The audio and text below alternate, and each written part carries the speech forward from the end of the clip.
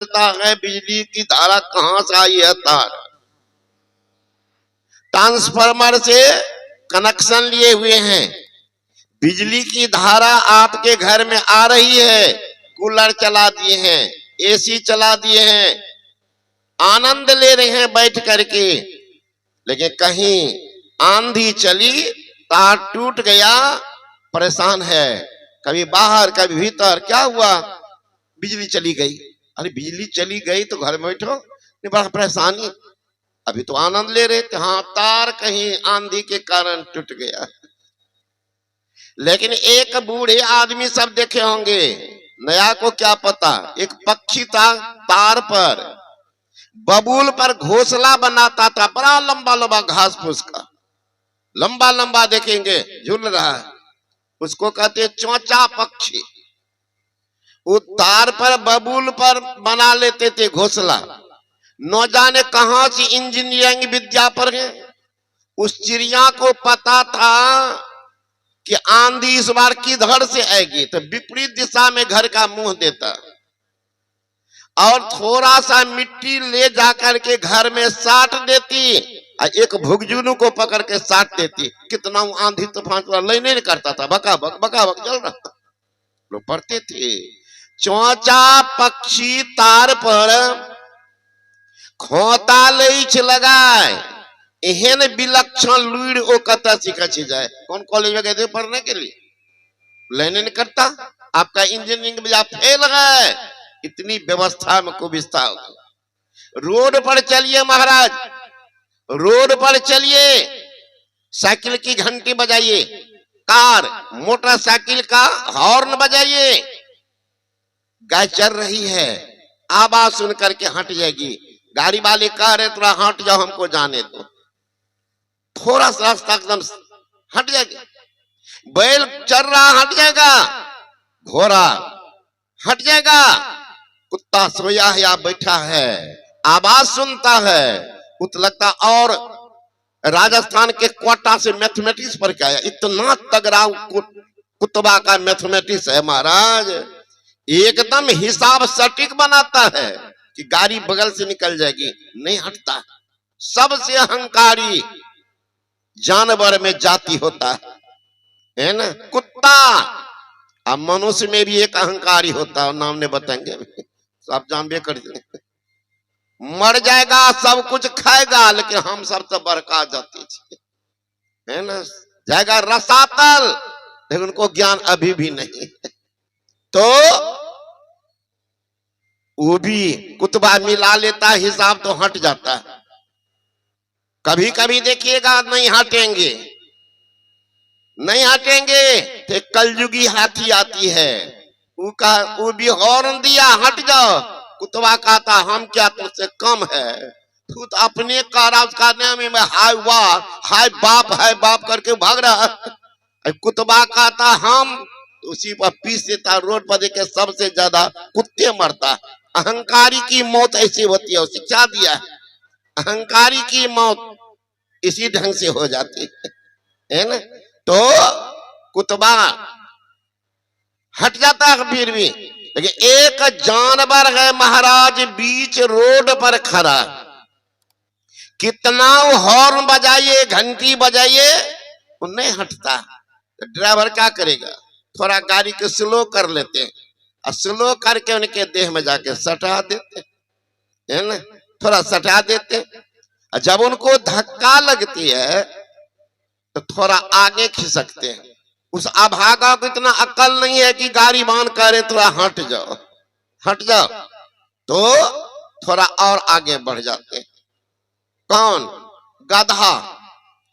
उसी तरह से मनुष्य में भी कुछ गधा होते, कितना हो ब्रह्म ज्ञान सुना दिए, चारों वेद 18 पुराण की बात कह दीजिए, और गधा का पूछे दीक्षा लेबो ना, सुनिएगा कि हमरा की पार लगता है, आप बुढ़ापा में की लेबे, हमें सब दिन से करने चाहिए, गधा नहीं हिलेगा, है ना। तो ऐसे ही आदमी, गधावत आदमी के लिए भगवान श्री कृष्ण ने कहा 3 आदमी का विनाश निश्चित है।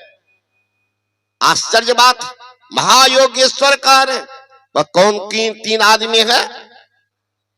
अज्ञश्च अश्रद्धानश्च संशयात्मा विनश्यति नायं लोकोस्ति न परो न सुखं संशयात्मनः।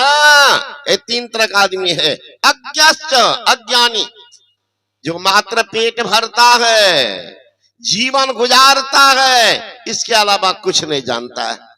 अज्ञानी, संसार से बेखबर, धर्म अधर्म का ज्ञान नहीं, पाप पुण्य का ज्ञान नहीं। पाप को भी पुण्य समझता है, पाप को भी पुण्य समझता है। अरे बलिदान देना पाप है कि पुण्य? लेकिन पुण्य समझ करके बलिदान देता है ना। तो कहते ऐसे आदमी का विनाश निश्चित है। अज्ञश्च अश्रद्धानश्च, जिनको धर्म ग्रंथ में श्रद्धा नहीं, जिनको महापुरुष के संत के प्रति श्रद्धा नहीं, कहते ऐसे आदमी का विनाश निश्चित है।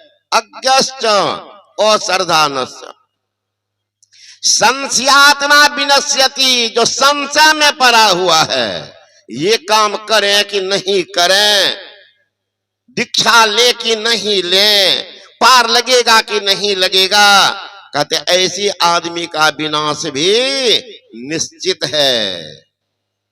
नायं लोकोस्ति, न उसको इस लोक में, न परो न परलोक में कहीं चैन नहीं है। तो कहते ज्ञान तो उनको भी है, लेकिन मात्र पीठ भरने का ज्ञान है। तो ऐसी आदमी का विनाश निश्चित होता है। अज्ञश्च श्रद्धानश्च संशयात्मा विनश्यति नायं लोकोस्ति न परो न सुखं संशयात्मनः। न इस लोक में परलोक में सुख कहाँ मिलेगा, बेचैन बेचैन रहता। तो ज्ञान होना चाहिए। अभी हम लोग पाठ सुन रहे थे भगवान ब्रह्मा भगवान शंकर के संवाद को। ब्रह्मा जी 4 वेद के ज्ञाता हैं, 4 वेद के ज्ञाता।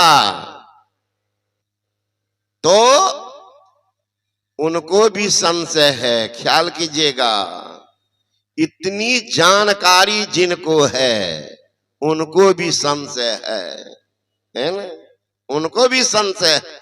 शंका समाधान के लिए गए हैं कहां? भगवान शंकर के पास। भगवान शंकर को कहते योगीश्वर, अब भगवान श्री कृष्ण को कहते योगेश्वर। ख्याल कीजिएगा, योगीश्वर, योगी के ईश्वर है ना। तो योगीश्वर के पास गए योग कला सीखने के लिए। क्या पूछ रहे हैं? हे भगवान, जीव का परम कल्याण कैसे होगा? भगवान शंकर ने कहा, हे महाराज, इसके लिए कोई योग को अधिक बतलाते हैं, कोई ज्ञान को श्रेष्ठ कहते हैं, लेकिन मेरा मानना है कि दोनों की जरूरत है। योगहीनं कदं ज्ञानं मोक्षदं भवति हभो, योगो अपि ज्ञानेनस्तो न क्षमा मोक्ष कर्मणि, तस्माद् ज्ञानं च योगं च मुमुक्षो धर्मभ्यसेत। योगहीन ज्ञान, ज्ञानहीन योग मोक्ष कार्य में कैसे समर्थ हो सकता है? मोक्ष कार्य, मोक्ष कहते हैं सारे दुखों से छूटने का स्थान को मोक्ष धाम कहते हैं। मोक्ष धाम, जहां सारे दुखों से छुटकारा हो जाता है, उसी मोक्ष धाम की तैयारी हम लोग कर रहे हैं। ये संन्यास वस्त्र देखो महाराज, तो पहचान है, कपड़ा से कुछ लेना देना नहीं होता है ना, कपड़ा से नहीं। लेकिन फकीर के पहचान है, सिपाही के पहचान है, फौजी के पहचान है। जब सबकी पहचान, तो बाबा जी कुछ पहचान होनी चाहिए।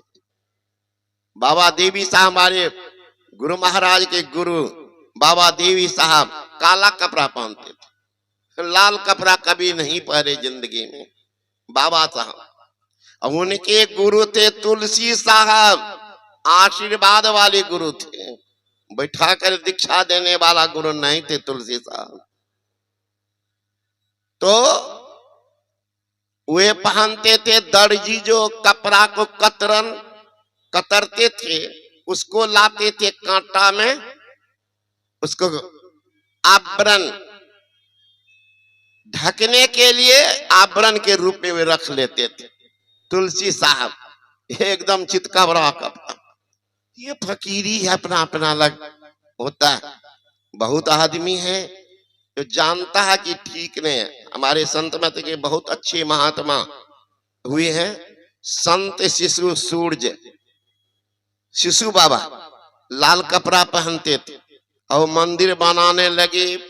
अब क्या उनकी अपनी मौज, लाल कपड़ा खोल करके उजला पहन करके जिंदगी अंत समय तक वही पहनते रहे। बाबा के पूज्यपाद बाबा शाही स्वामी महाराज के सेवा में रहते थे गोपाल बाबा। आप लोग बहुत आदमी पुराने लोग जानते हो, नया तो नहीं जानते उनको। तो संन्यास कपड़ा वो भी पहनते थे। अब पूज्यपाद बाबा शाही स्वामी महाराज 71 ईस्वी में आश्रम में आए। हाँ, वो 72 ईस्वी से आश्रम में, लेकिन उनकी थोड़ी प्रवृत्ति है स्पष्ट बोलने की, परिणाम जल्दी झगड़ा हो जाता था ना। नहीं तो बहुत महात्मा भी कहिएगा, वेदानंद बाबा से कहिएगा, सीनियर महात्मा है वो, है ना। आप सब नहीं जानते होंगे, लेकिन